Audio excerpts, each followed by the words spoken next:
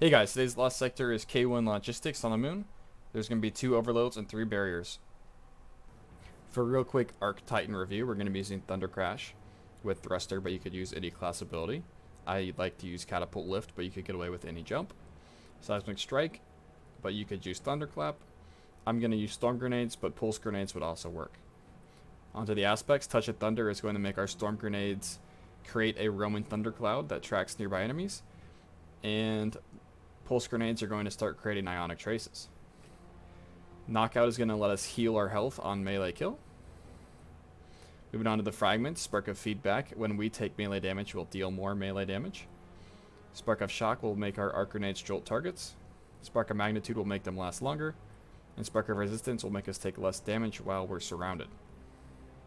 Moving on to the weapons, I'm going to be using an auto rifle for the barriers, Salvager Salvo as a general ad clearing weapon, as well as Leviathan's Breath for any sort of champion damage as well as boss damage. Looking at the artifact mods, the important ones are Thunderous Retort. This will make our super deal more damage if cast while we are amplified or critical. Electric Armor will make us take less damage while we are amplified.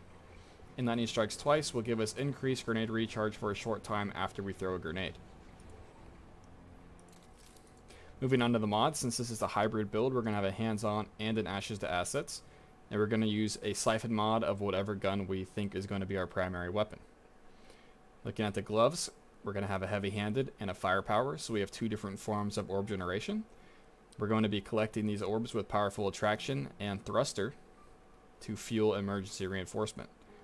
As well as emergency reinforcement though, we want these orbs for recuperation, innervation, and absolution. And the exotic of choice today is Heart of Inmost Light.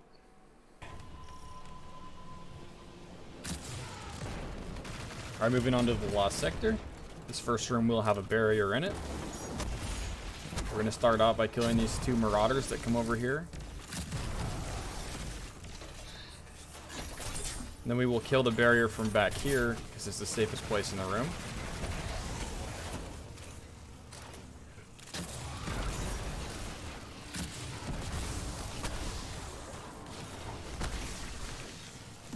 I'm going to try to kill everything in this room as quick as possible.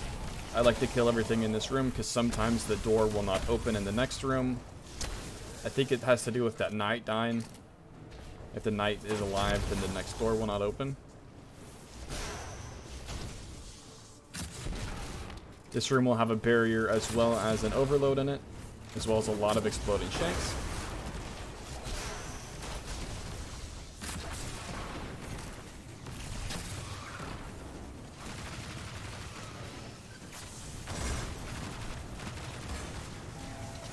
I usually try to kill all the exploding shanks first, and then I move on to the barrier.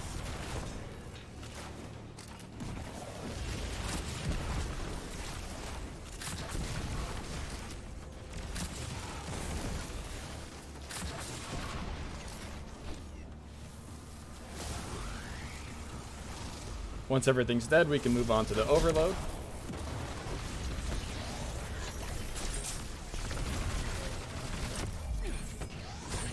I blinded it with my shoulder charge so it would sit still, and then threw my Spark of Shock grenade at it. There will be another overload in this room, so try to get your grenade back.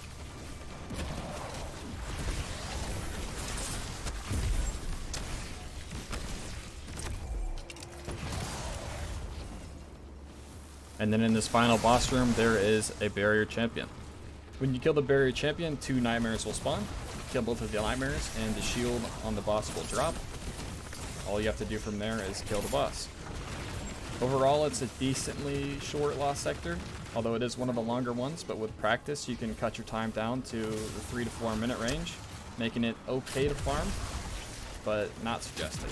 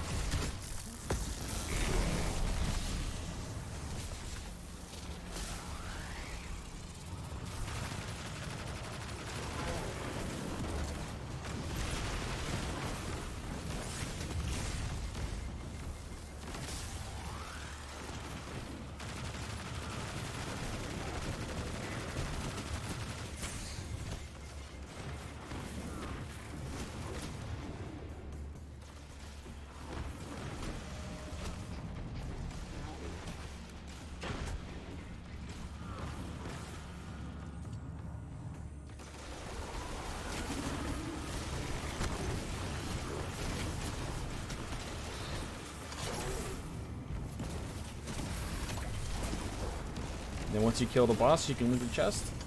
That's all there will be to it today. Happy farming.